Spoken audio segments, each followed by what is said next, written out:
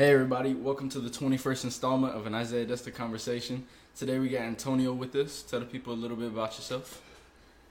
I'm Antonio, and I'm cool. No, maybe not, but I study at FIU, have some interesting things in mind, and I think knowledge is important without going back to that outdated meme.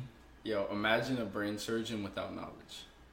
Imagine a brain surgeon with like a bachelor's. No. And like communications. Imagine, right? we just go through experimenting, like a lobotomy. Just get the piece of metal, and eventually, what fails, that's the problem. So imagine, right? Imagine everybody gets paid the same. Why would somebody go to school to go pass a bachelor's? Exactly, pretty much. That's why communism fails, and getting political. Socialism doesn't work either. I mean, the United States has socialist. It has hints of socialism, but it's not full blown socialism. With the thing with you gotta all have there has to be differences between people. Is that it sets specialties. Mm-hmm. If I'm better than you, obviously I gotta get paid better than you. Yeah. If you're better than me, why would you be motivated to be superior if you're not getting any reward? Right, and it works so well because people do what they love. And something you love, you work hard at, and you're going to become good at. So, let's say I'm doing a podcast, right? I don't want to be a surgeon like you. That shit just does not sound fun. Yeah. I would also not want to be a psychiatrist because I don't like medication. It throws me off. It bothers me since we don't know enough about the brain, you know? Yeah. So, I love to analyze thought processes, though. So, it makes sense to be a psychologist. Yeah. You like the nitty-gritty, the science of it. You like understanding what part of your brain activates when you do this movement or when you do that movement. People like you need to be doing brain surgery. In the socialist system, they're like, okay, here, pick a box, you get paid completely the same. You're probably not going to be great at any of these things because we're just going to put you in whatever we say. Pretty much. It's, but you want to know something funny? In Cuba, some of the best doctors that are in the world are Cuban. And, I'm not trying to say, oh, yeah, we're the best or something. But it's because the people that do it there know that they're not going to get paid that well. So they have to have that intrinsic motivation. Exactly. So they have that passion. Okay. So you go into a field, not because of the money, not because of anything, but because you fucking love that field. Sorry. No, you can cuss. By all means, go ahead. Rip it off. You can. It's because of the love. And that passion is what drives people to be superior. So if you have passion, that trumps everything. That's a person with great motivation to do what they do, though. Not everybody's like that. Sometimes you need to get paid $90K a year in order to do accounting. Are people really jumping up trying to be an accountant? I think they're jumping down. Yeah, or hanging themselves. Pretty much. Yeah, it's not a fun job. I guess some people can live with it because they're really good at how do you say that? Compartmentalizing. Yeah. They'll just be like, okay, this money is to provide for my family, to do this, to do that, and it's a responsibility of mine. But other people like having that passion. I couldn't do a job that I wasn't passionate about. I'll do it poorly. Yeah. Honestly, I've had jobs in sales. I hated it with all my heart because you have to kind of be facetious. You got to lie a little bit to people, and that's super ingenuine. I just don't appreciate that at all. Yeah. But I worked in a summer camp with kids. I love that. That's fun. You actually can teach kids lessons. You can help people evolve. I would never want to be an elementary school teacher because that's too remedial. But when it comes down to just recreation, teaching life skills, that's fun. That's something I can embrace. Yeah. Definitely. And it's if you got the passion for it, that's something that you should be going for. Because one day, eventually, you're getting into a career that pays you a sufficient amount of money. One day you'll wake up and you'll feel like you don't want to do it anymore because guess what? That job has consumed your soul. So it's only if you don't like it. You were mentioning with the 80-hour work weeks earlier in class. Yeah. You're going to be a surgeon, right? Yeah. You're going to have 80-hour work weeks. But you love what you do. So it's not a burden on your soul. It's a burden on your rest. Yeah. It's a burden on your sleep. Who cares about sleep? You can't sleep aside, man. Yeah. I'm a person where I need 9 hours to feel. I'm a night owl. I could stick through the night perfectly fine. It's just the day that I struggle with. Oh, that's weird, bro. Have you ever thought about how technology has just completely changed our circadian rhythms? That's weird. That not just the circadian rhythm, it has changed our chemistry completely. Well, you're a human being. You're not nocturnal, yet your behavior is that way. Of course, because you pretty much adapt yourself to it. So malleable. We do have... Humans are pretty malleable. and you start getting used to things, and you stick yourself through a routine for enough time, and eventually you'll become used to it. And we are creatures of habit.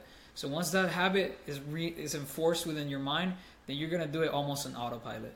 And there's that autopilot thing that sometimes just lets you do it excellently.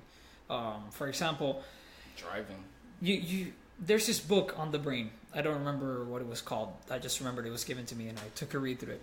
And for an advanced, for example, like a chess player or a pianist, on the advanced levels, like mastery, they actually, their brains or their conscious mind engages less in the act of playing than a person that's learning. Because a person that's learning needs to have their whole entire brain engaged and pretty much active in trying to learn the process. But a master already knows everything that's going on, so their brain just goes through it calmly. It's like it's nothing. Yeah, some of the best athletes have described when they play as the game slows down for them, because they're so ready for things to come about, right? So when surprises come around, they handle it best. That's what makes great players great. They've evolved past remedial challenges. So they can face things that are much more complex. And your brain is actually not that active. It's pretty much your... it's already become used to it. Your conscious mind. There's no need for it to be that active. You're not learning something. You know it. And once you know it, it's completely different. I watched my favorite pianist that's alive.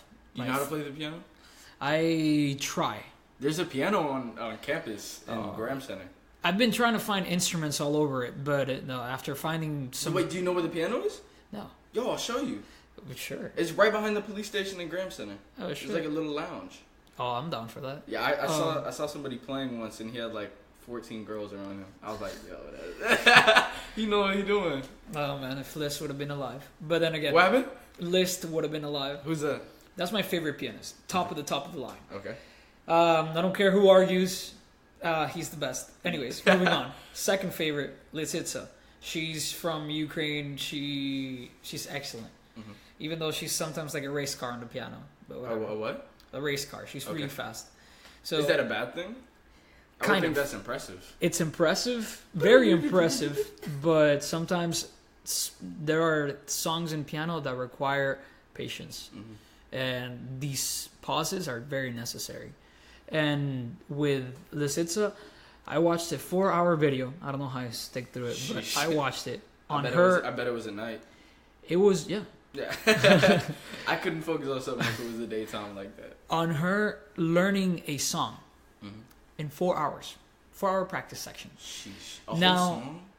Now, what impressed me the most is that she was playing almost at the very same pace of that fast-ass song.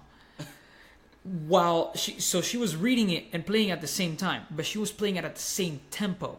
It wasn't like a... She wasn't learning the keys, like she just saw the keys and knew how to hit them. Yeah, all she had to do is read it.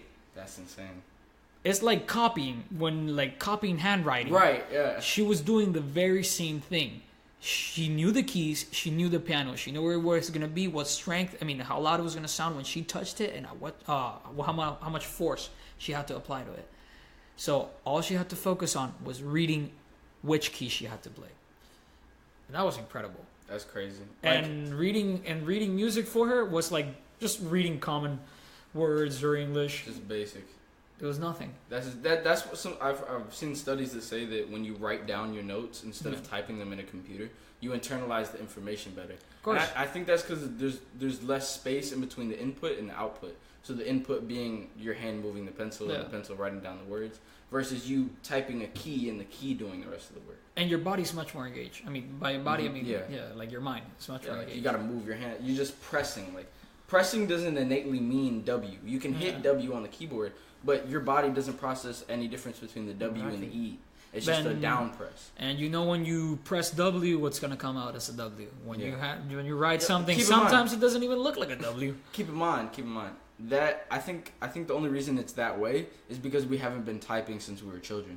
I think if kids were taught to type before they were taught to write, then it would be the truth, but exactly the opposite. So it would process better, for typing than it would for writing. And for the kids growing up now, that might actually be true. So. Ew. Yeah. Ew. Hey, you know what? it's not a good way to live life to be afraid of the future all the time. Yeah. But I mean, like there is a reason for apprehension. Like it is a little scary. Yeah. AI is scary. I'm not afraid of the future. The only problem that I have with it is what values it drives away from, our core. Hard and work. yeah, some values should remain, while some others, change is necessary. For example, stupidity. I believe that that should go away. But AI is just facilitating things. Is making tasks easier. It's making us lazier. It's not a problem. It's gonna eradicate a lot of the workforce. The workforce will find something else. You see, they're not gonna. But see, this is my thing. What's gonna be left other than people's entertainment? I see entertainment as a field that's gonna blow up. Like it's already blowing up now. Every single, almost like, let me rephrase. Not every single person, but way more people than there used to be are in the entertainment sector. Of course. But like, bro, how many people do you know who are trying to be rappers? Because stupidity is globalized. I don't know if that's true. I have a tremendous issue with at least the entertainment industry at the moment, because it is derived on appealing to drama and stupidity. Hasn't it's it not always? about not think always. think about Greeks when they started acting. They literally had tragedy and comedy. Like that's drama. Not just that, and the damnatio ad bestias and the Whoa, gladiators. slow the fuck down. You gotta explain to the people. I don't even know what that is. Damnatio ad bestias. Pretty much, they pit a monster. An animal against a guy. Okay. Who's gonna win? Okay. That was, come on, that's ridiculous. And that's great, but it's ridiculous. You have to admit. That's as basic as it gets. You see a guy beating up a damn lion, or the lion eating a guy, and it's like, well, this is entertaining. Well, this is what we did a lot of thousands of years ago. Just because it happened a few years ago, that doesn't mean it should be justified. Oh no, I'm not saying that. At or all. that it should be. I'm saying it's fundamental. No, yeah. Yeah. Are you hot? I'm hot. Little mediocrity is gonna be part of human nature. That's not gonna. That's not avoidable. It's just you know the not normal spreading curve, it. right? Yeah. You know the normal curve. We're all a little bit at at really bad, a lot in the middle, and very few at the top. Yeah. That's how it's always gonna be, at least in my opinion. Unless some huge paradigm shift, like let's say AI does some. I don't think even a paradigm shift. The entire world falls within the bell curve. Yeah, it's almost a law, isn't it? Yeah. They haven't made it a law, but it's a very strong theory that every single thing falls into the normal curve. Yeah, it falls into a bell curve. You are very, very extreme, you fall in the middle, or you fall really, really, really to the other side. Have you seen this experiment where they put pegs in like this plate? Yeah. It's a flat plate, and they stand it up, right? And they drop balls down into it randomly. It forms a normal bell curve naturally. Yeah. And that's insane to me that like physics, like that might be a law in physics now. Like they're considering it. Probably. I mean, there's just there are things that we cannot understand, and with that, why does that happen? But it happens. I think that's why it's not really recognized yet, because why does that happen? We got so much to learn. There's a why to a why to a why to a why. Yeah. You answer one question, 50,000 more pop up. Right? Like, what is consciousness? Well, what do you mean by consciousness? How do you define that? Yeah. You gotta first define consciousness. Okay, you defined it. Now, why does it exist? Do animals have consciousness? Does it exist? We just skipped over because we assume that consciousness exists. We don't know that. I mean, if you really want to think about it, or like, if you are, let's say you're attached and you're not really free. Mm-hmm. Let's say you don't have free will. I don't want to believe that, but it's very compelling. It's compelling because if you don't have free will, that's a good argument for it. You're gonna think that you have free will and you're gonna perform an action, but in reality, you were destined to perform that action long ago. Arguments like that. It's like arguments that you can't beat, like destiny. It's like exactly. You don't believe destiny. You don't believe destiny exists. Well, but you just did what you were always gonna do, and how are you gonna prove to me that you didn't? Exactly. And you can't. It's impossible. Like I was always gonna reach out and touch this bar. Yeah. I was always going to do a podcast with you on this day at this time. And there's no way to really predict what would have happened. Like, because at every decision, pretty much a timeline splits off. Right now, let's say... I decided to say hello. I could have said bye. Like, instead that's of something insane. completely different. And that's then insane. Just it branches out in millions and millions of different ways. And the amount of parallel worlds that are possible are technically infinite. So do we know for a fact that there are parallel universes? No, it's a theory. Yeah. There's no way, and I don't think we'll ever be able to. I don't know about find ever. one. I don't know about ever, man. Humans are smart, bro. There's no way to travel into the past, and I can say sure? that I'm 100% sure of that. Okay, why At is least that? if someone ever finds a way to travel into the past, please revive me so I can go ahead and see it for myself. Yeah. Or leave me dead so I won't be affected by it. Yo, I'd rather stay dead. I'm not gonna lie. Supposedly time curves depending on speed. Speed screws with time. Like they did this one experiment. They put a watch on a plane, a fighter jet, really fast ones, the ones that can go like past G-force. Mach 1. The fastest can go past Mach 1, but Mach 1 is not even that impressive nowadays. What's the fastest a jet can go? I'm not sure. I don't know if there's a jet that could go Mach 2 for war. I'm not sure. I just know that there are jets that can go pretty JB, fast. no. Man, if my producer was here, he'd be able to find out for us. Yeah. But something really fast. Yeah, and so they put a watch on the jet, and they left the watch down on the base or the place where they're taking the experiments. They made the jet fly around for a few hours or so until it ran out of fuel or something. Basically, when the jet came back down, they noticed something, that the time on the jet was slightly behind by a few milliseconds or so. Okay. So time in the jet was passing slower than on Earth. How did they know that wasn't an issue with the stopwatch? It can't, because they were set at the exact same time that the jet flew. And it actually explains it pretty well, because we've had that theory. Well, not we, Einstein, that clever guy. He had that theory of how time gets bent, and I don't understand. I've never researched this theory on that. I don't understand it, because the theory of relativity it's awesome. I need to look into it then. I don't know. After reading a little bit about it, I use relative for everything. Oh, I like this. Tastes are relative. This is relative. I am relative. Perspective is relative. Existence is relative. Everything is relative.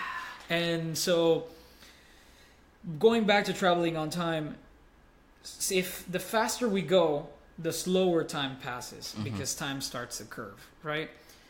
Supposedly, we haven't proven it because all the way there's backwards. No way. Exactly. Once we make it past the speed of light, there's a theory that time might bend backwards. But because up to now, we don't know anything that's faster than 3.0 times 10 to the 8th, I believe it was.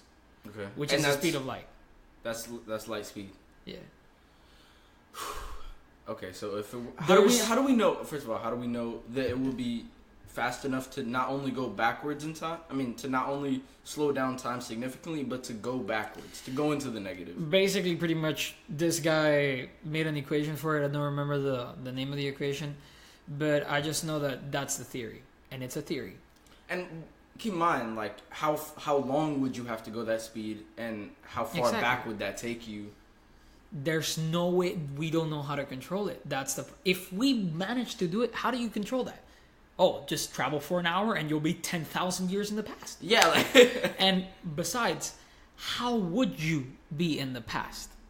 Bro. How could you exist in the past? What if it just disrupts life as That's the problem. Just destroys everything. It's that's the problem. People start disintegrating, turning into nothing. Exactly. Just imagine, you manage to somehow make it back into the past, and you change one event. Let's say this freaking guy was gonna eat cereal, and now you pissed on his cereal or something. You just changed an entire timeline, your timeline, and now how that guy not eating his cereal might affect you. No fucking idea. There's no way to know. There's literally no way to know. Hitler is the president of the United States. No way. Maybe Hitler never even got into power. He got accepted into art school. Maybe he was never born. Exactly. He got accepted into art school and gave up the idea of the Nazi party.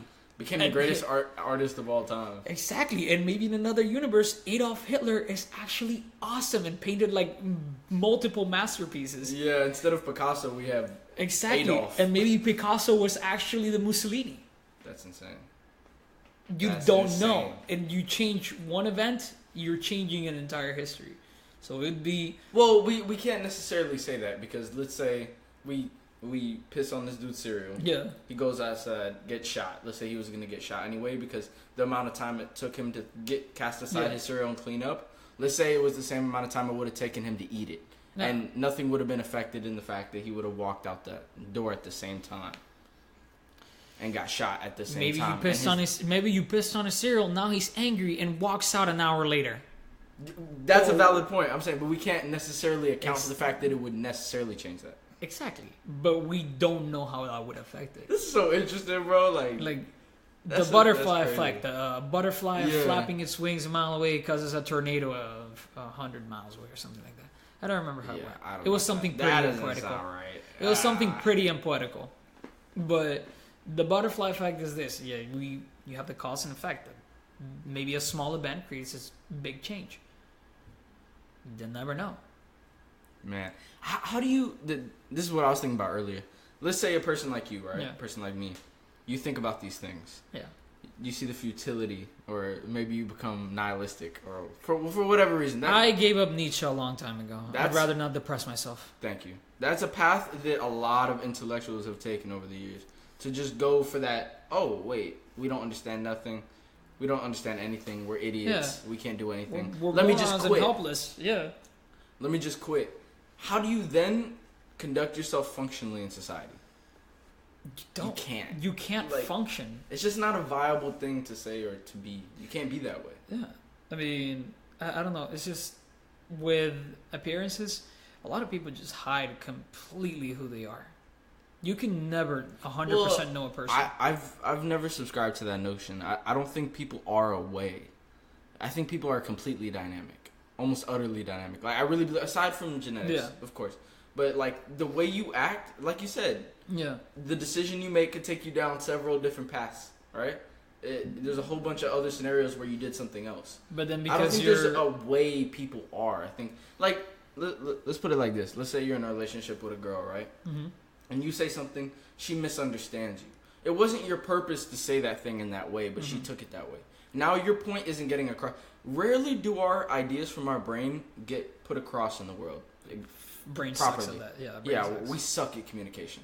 Like right now, look, I'm stuttering, trying to say things. I can't articulate exactly what the fuck is going on. Funny thing, because communication is pretty much what sets us kind of superior. Yeah, that's literally damn near the only thing that sets us apart. I was reading this book, *Sapiens*. Yeah. Where by Yuval Noah Harari. Yeah. And he was talking about like the difference between us and the Neanderthals, and what he was noticing was, at least the research indicated, that Homo sapiens created myths. Mouthy word noises. Huh? Mouthy word noises. Yeah. No, but this is the theory. That Homo sapiens were able to organize larger groups of the same peoples because they were able to organize under a myth. Like, oh, we're fighting for yada yada god in order to do yada yada shit. And the Neanderthals were like, you help me, I help you. I'm being disrespectful. They're probably like, I got you, bro. Like, are you gonna be disrespectful to Neanderthal? That was disrespectful. Don't care. The reason I did that is because they were shorter and brawnier, so that I'm guessing they had deeper voices. No, actually, no.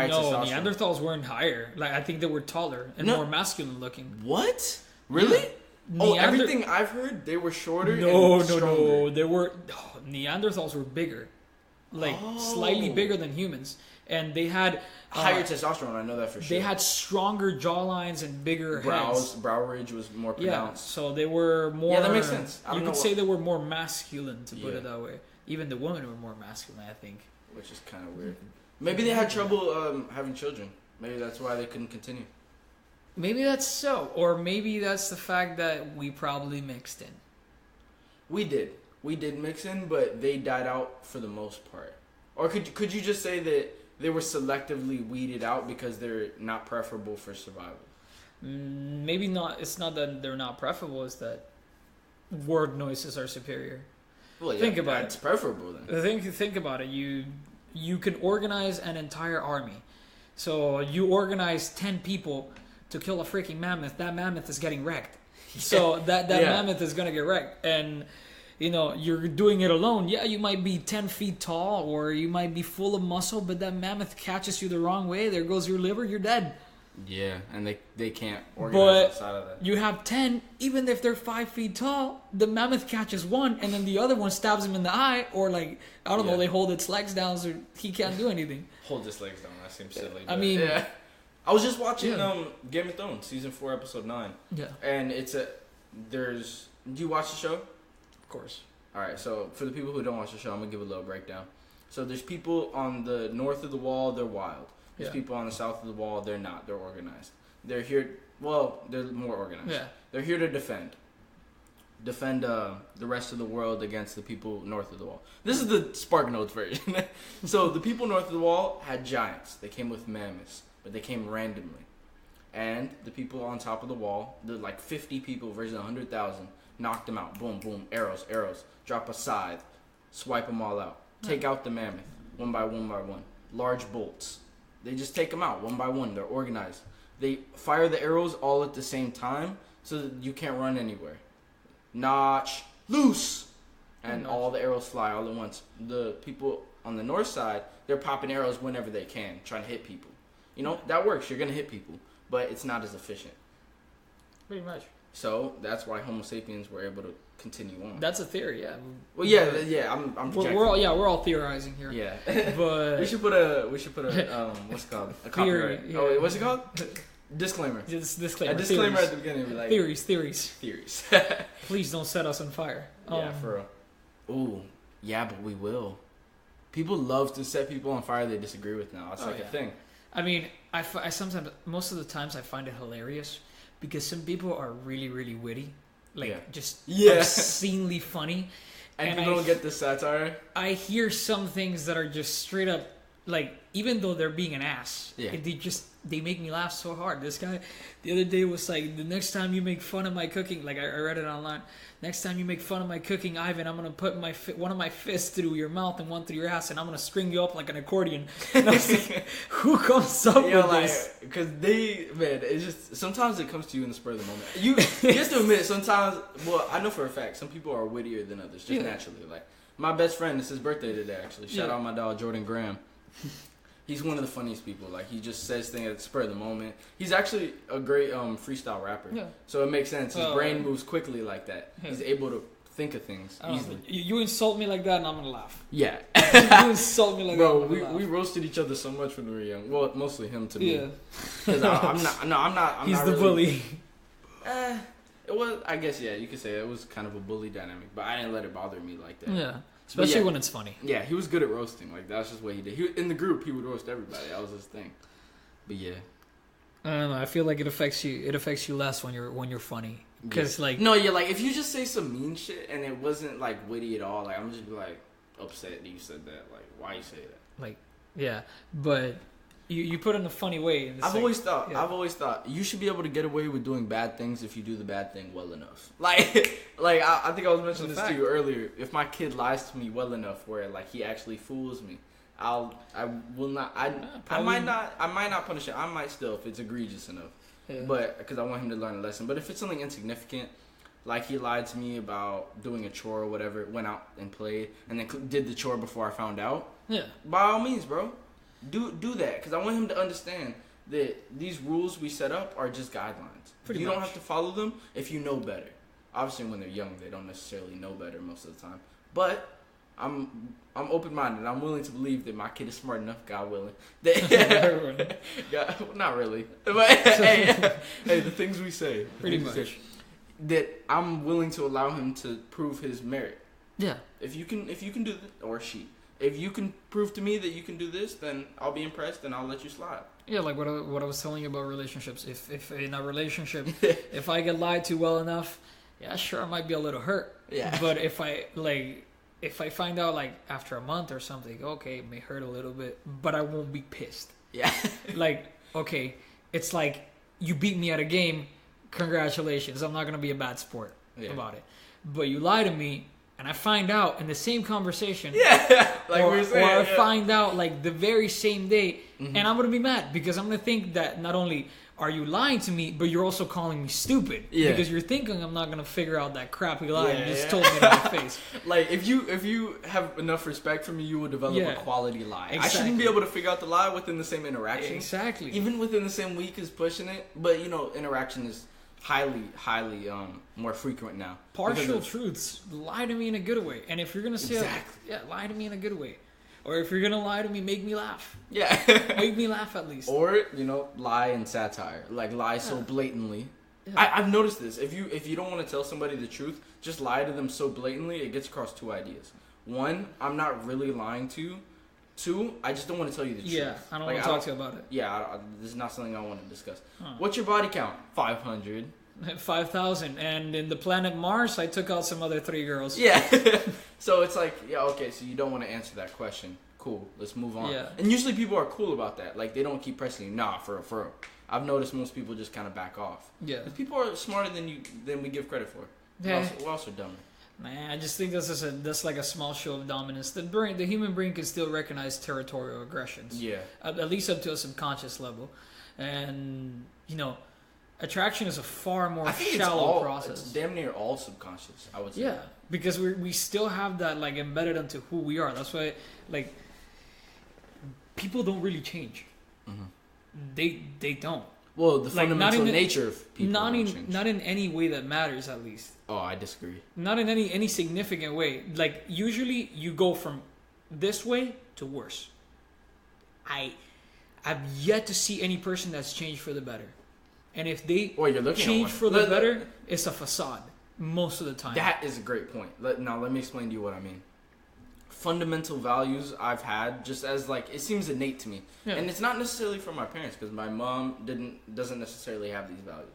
Certain values just seemed obvious to me, and these values included self-independence. Yeah, being kind to others. That I may have got from my mom. I'm a kind person, even to people I don't necessarily need in life. But I'm ambitious. Like, these are things that I care about, right? Like, I'm forthright. Yeah. I don't want to depend on the government. I hate welfare. Like, I don't know if I'm necessarily against it for other people, but I never will detest take it. I don't need your exactly. money. But when I was younger, I was wholeheartedly far left Democrat. Like, that's what I was about. I had no clue that it was completely against the values that I believed myself. And it just seems so odd to me that I don't want to say tricked, but I was ignorant of the fact that I was going against my own best interest. There's a word for that. I'm trying to think of it. Shill? Is that what it's Maybe. called? Yeah, it's where you vote against your own interests. Yeah. And that, first of all, I'm not a Republican either, but I'm a libertarian. I'd like to think that's where I fall into. The true ones. Yeah. I'm a true liberal. Let me think about it. I'm a true liberal. I'm not a. I don't give a shit what you do. Yeah. Yeah, I'm not a Democrat. I'm not a Republican. But my point being, the facade you were talking about was me being a Democrat. The trueness of me, I guess you could say I didn't change then. Yeah. Because I just returned to who I was. Exactly. That's an interesting point. Most people don't change. Like in any way that matters. The thing is that at least the only thing I've seen that's an indicator of change is trauma. Severe trauma. Suffering is the key to enlightenment. That's a common thing. If you want to see it as change, hey, look, some guys go to war and they were pretty talkative, funny guys, and then they come back from the war and they say 5 words. Yeah, all their friends are dead and they don't have a left hand. Yeah, they say, I'm different. Yeah, they say 5 words. The freaking people are dead. They hear fireworks ignite and they tuck in under the sheets like they were a little kid. That's change, but it's not really like you wanted it. You were forced onto it. Well, I don't think change by want is necessarily as effective as change by necessity. I don't think it even happens. Damn. I don't think I've yet to see it. You know what's crazy? Antonio? What? Me and you and academics and dumb people all do the same thing. We try to organize all the realities of the world into certain themes. Because we can't think outside of that. Of course not. I don't want to say we're too dumb, but we don't have the mental capacity to handle that. I'd say humans are dumb. I consider myself pretty dumb. This is what I'd say. When we say that humans don't change, we say this because it seems like the only functional way we think we can understand this phenomena. Like, Yeah. fill in blank phenomena, right?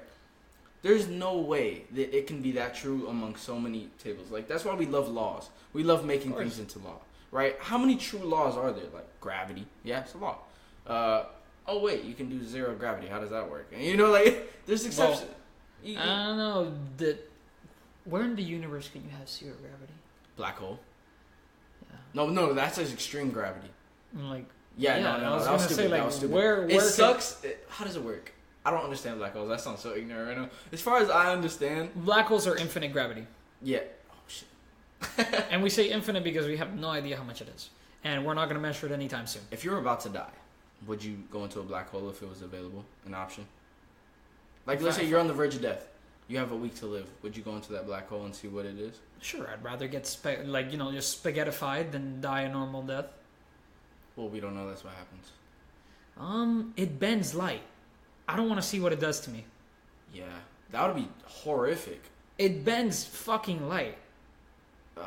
I don't want to know what it will do to me. It's not curious. Oh my god. And but you're not curious at all. Like, what? Let's say I'm curious, just not to me.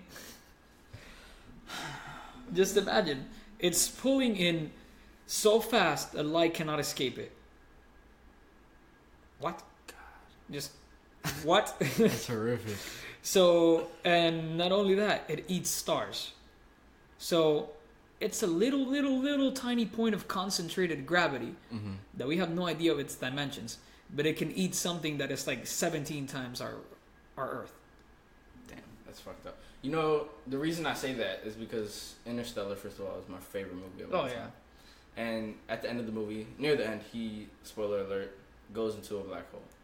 And he goes back in time.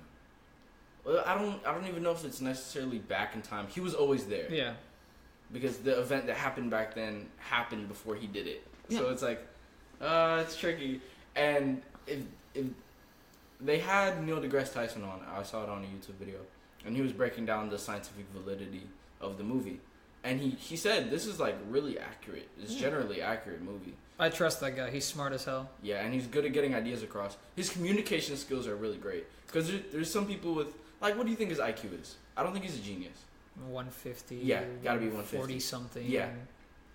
He's able to get these ideas across. Somebody of a higher IQ may struggle with that. Oh, the 150s and 140 something are based on Mensa, not the rest of the exams. I don't like the other exams.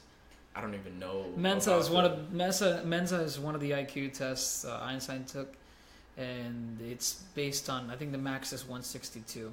Einstein got in 161 and okay, I didn't understand that because there's other IQ tests that go to like 220 and shit. Yeah, that's and what I said. How do you feel about that? I'd rather stick to Mensa. I think different measurements. Why is that? I think different measurements they still get the same point across. Hey, you may use feet, I may use meters. Oh, okay. So it's just a personal preference. There's no. Yeah, I mean, in the end, they're gonna determine the same thing. Genius, superior. I mean, very superior, average, slightly retarded, mildly retarded. What is the line? Severely retarded for normal, like 100. Right? 100? Oh, that's high. Around 100. I think that's high. 100. I think 90 is normal. No, I think it's like 100, at least on Mensa. Have you ever had a friend that was in that range where you're like, ooh, I don't know. Ooh, you're dangerous. Yeah, like you might be a little slow, like a little bit on the low end. Like, let's say 90 is normal, you might be at 88. Like, I don't know. Idiots are fun. Nah. I might have a grudge against them. Fun is not the right word I would use. Funny is another word I would use. Yeah, it's fun laughing at them. No, but see, I don't think it's necessary. I don't know. I guess, yeah. And speaking about idiots, on the topic that we were before, the entertainment industry, just to close it off, because I don't like leaving things closed. On the entertainment industry, wow, this podcast is flying. We're at the 40-minute mark. Yikes. On the concept of on the entertainment industry, I feel like at this point it's just indulging a lot of stupidity, but like I said earlier, hasn't it always? It has a lot of time, but before, at least, I don't know, what was it, 1700s, 1800s, art got to a point where you had to be upper class to enjoy it, or something like that, or you had to have an education. So you think the incorporation of the lower class is a net negative? No, not a negative, because actually, right. Not a complete negative, because hey, there's awesome music protruding from lower class. Mm-hmm. If you don't have, let's say, a trumpet or something, figure it out. You got some, I don't know, some wood or something, knock on it. You can make music out of anything. Yeah, that's special. But what I'm thinking is the amount of skill it takes, the amount of love that you're putting into the music, the amount of talent. A song has got to have something. Mm-hmm. It's got to have or a title, or it's got to have good instruments, or it's got to have good lyrics, or a good voice, something that you can interpret and think, God damn, this thing is awesome. Yeah. But the music that's coming out recently, it's just mediocrity after mediocrity. There's nothing I can appreciate. It's because people, as far as I can tell, I mostly listen to hip hop and R&B music. Yeah. The music that comes out of there, you'll hear this a lot. I think the first time I heard this was from Jay-Z. He said, "I'm not a rapper, I'm a hustler." Yeah. He's doing this to make money. This is, to him, this is a way of getting out of the situation he was in. And to a lot of other musicians, that's what it is. Which is, I really dislike. That's perfectly fine. Show me your skill. That's my point. Because once you start doing it for the money, you lose that love. There's this rapper. I don't know if you know him. Gunna? Nah, doubt it. Bro, he just dropped one of the worst albums I think I've ever heard. I just can't. It was droning the whole song. Rap can't. It's not excused. If your lyrics garbage, you're literally failing the only purpose of your genre. Bro, that's such a good point. Rap was created. It's different because it was lyrical. Yeah. Most music wasn't lyrical. Of course. And now, what is it? You're failing your only purpose. It's like Beethoven missing notes. Yeah.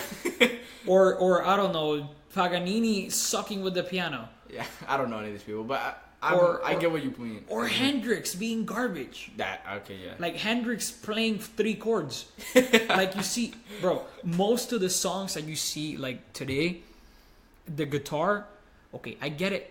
But if you're going to make the main focus of your entire song the guitar, why are you just going to have 3 lame-ass chords? I swear, it's always the same time. It's G, A, or some E, or E minor, or something like that. I don't even know much and about it's just guitars, I can get what you mean. It's a catchy jing, or something, and it just repeats.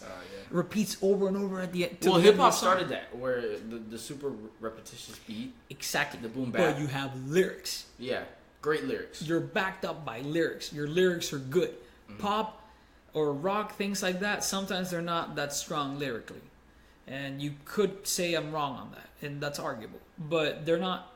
Rock doesn't have to be that strong on lyrics. It's one of the main focuses of it is the guitar and the entire band, because everyone there is skilled, or is supposed to be skilled. So basically your contention is that skill is lacking now in entertainment in general? It's just devotion to it. If you're putting something just give me something good, some part of the song that I can appreciate as being impressive, as wow, this guy, for example, a sentence in a rap song that you hear and you're like, Jesus Christ, this guy's a goddamn genius.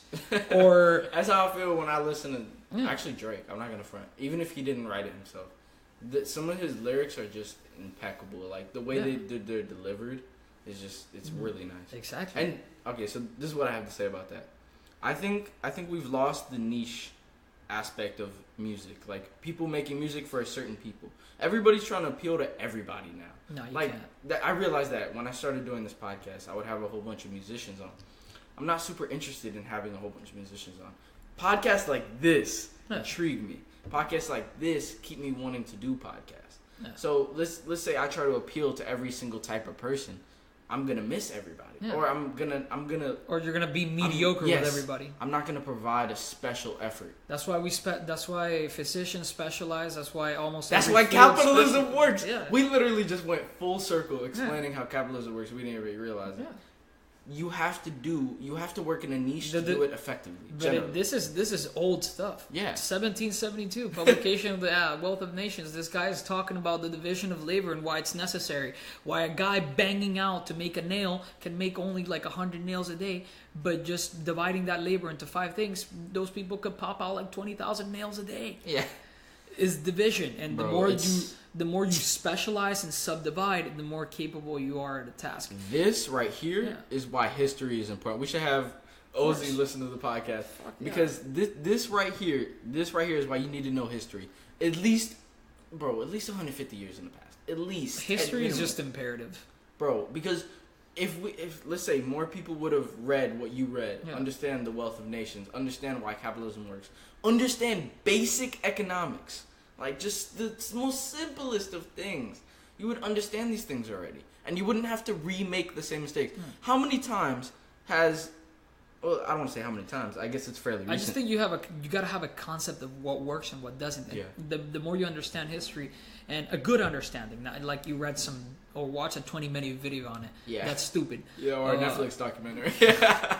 One Netflix documentary, you think you're a goddamn World War II historian. Yeah, but no, you gotta have a concept of history because the Communist Manifesto. You could also title that as being historical, but then you have a little bit more understanding of the concept, and you're like, wow, Russia really freaking failed. The Soviet Union fell really hard. Yeah. Mao and they're kind of. They tried the same thing, and guess what? Their people were starving. Capitalism now, and they're doing great.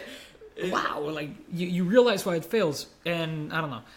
I have a grudge against the Communist Manifesto. It neglects basic human nature, but whatever. It does. Why would I want to give you what I earned? Exactly. Not just that. Like on a fundamental, I want to own shit. Like on a fundamental level. Humans are greedy. We're greedy. We're lustful. We're mean. We have things like that. That not everyone's the same. Yeah. We're all gonna be like falling across the spectrum on different ways. So maybe I like giving my stuff away. Maybe I don't like giving my stuff away. Maybe I like that you do my work for me. Mm-hmm. But now I don't have to. You're just giving me stuff for free without me doing anything. Hell yeah, I'll just lay the fuck back. That sounds so boring to me. I can't even imagine. This is. I say this all the time now. People putting their beliefs ahead of facts and reason. Like this is like super big now. Yeah.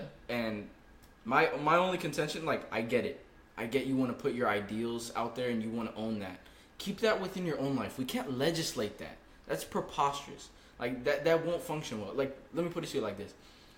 I need to have artificial, like, crazy beliefs in my own personal life. Because that's how you stay sane. Yeah. At least that's what I believe. Ignoring facts sometimes is important. You're not a machine. You have emotions. You need to do these things. Like, you need to believe that because someone loves you, they'll never wrong you. You need to believe that. Because that keeps you grounded. That keeps you, like, not feeling hella depressed. Gives you hope, right?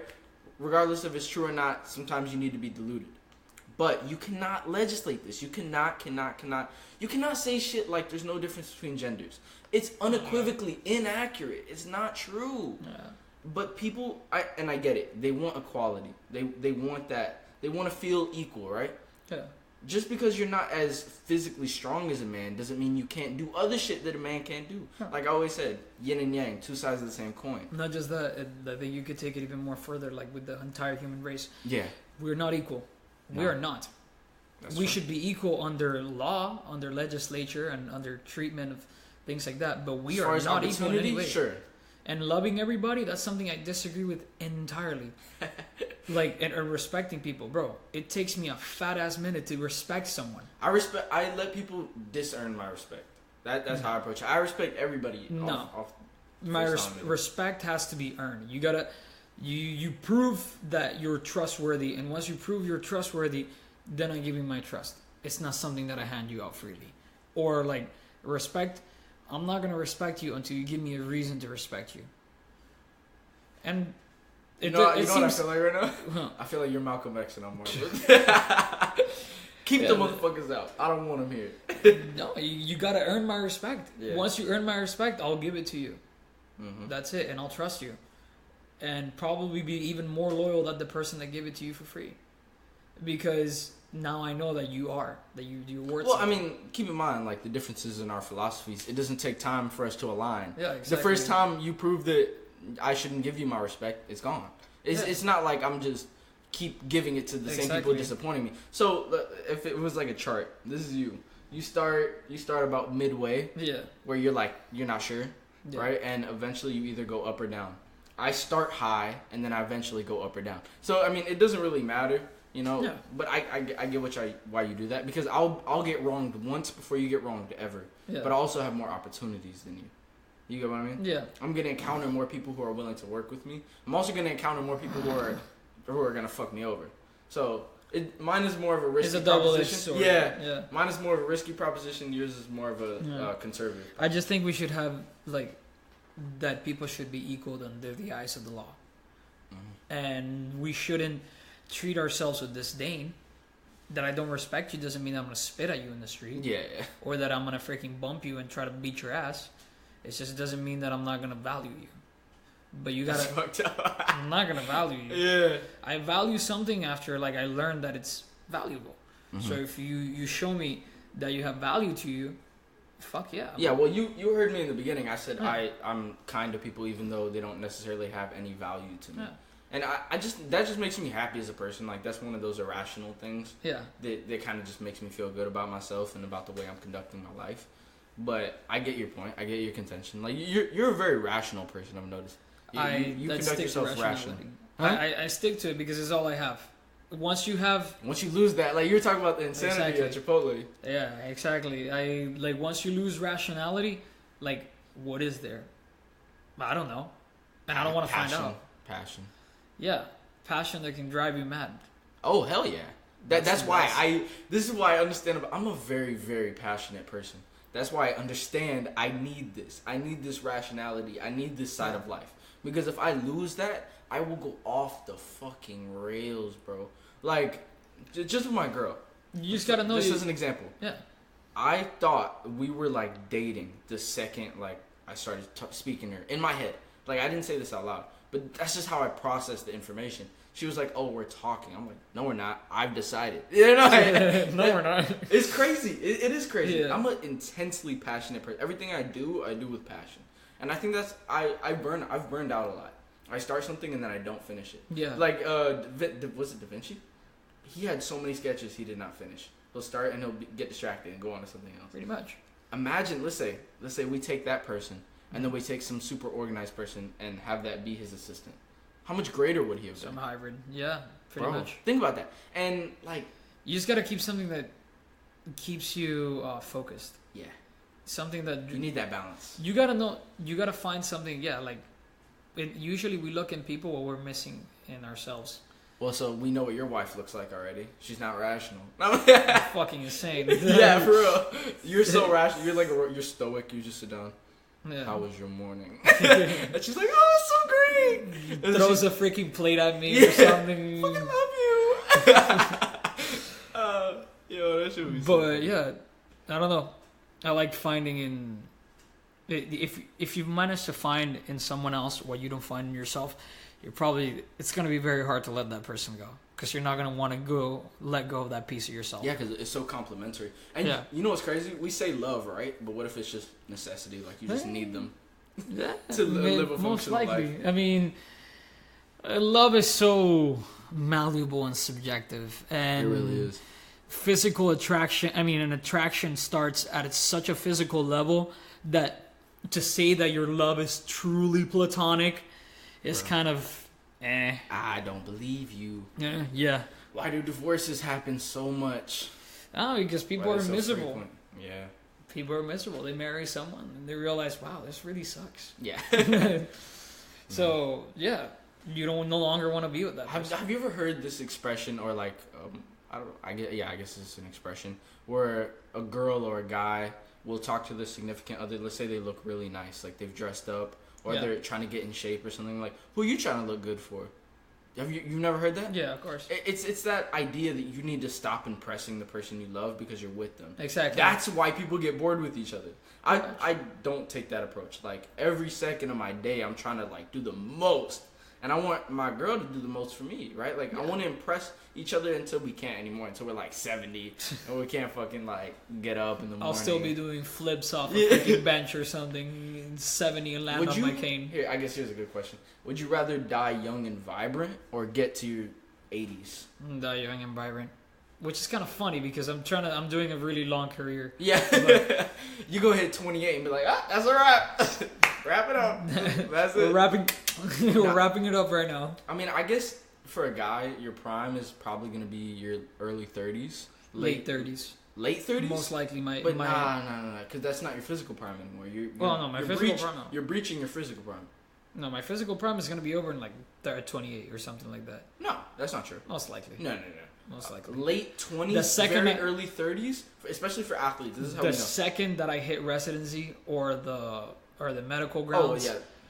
I'm saying you're I'm gonna ignore my physical health. I'm saying your genetic potential at that time is highest. Yeah. That's my only contention. Like, look, if you just see LeBron, bro, when he was 30, 29, that guy was fucking gross.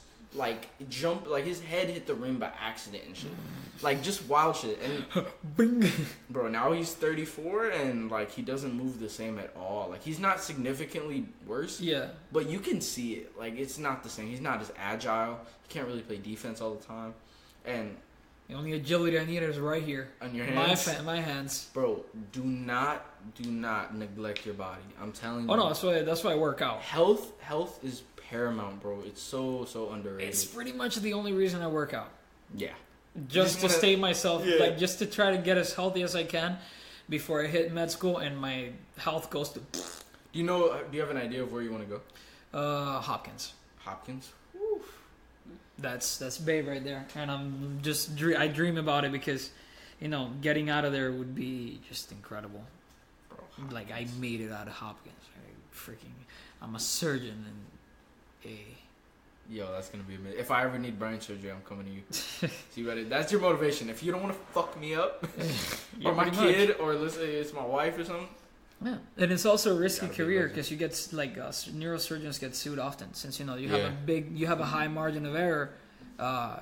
You fuck up. Yeah, you just destroyed that person's life. So it's better not to fuck up. And it's crazy me thinking about that now because a thought just ran across my mind. I was like, what kind of person would want to take a high risk job like that?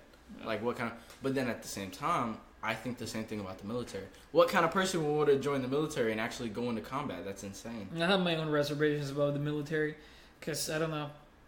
They're just the ways that I think about it. Some things about the military and about the people that go there don't usually show the most stable people. Usually are just people that are fools. Well, there's multiple kinds of people. Either fools, really passionate people, which could also be labeled under fools.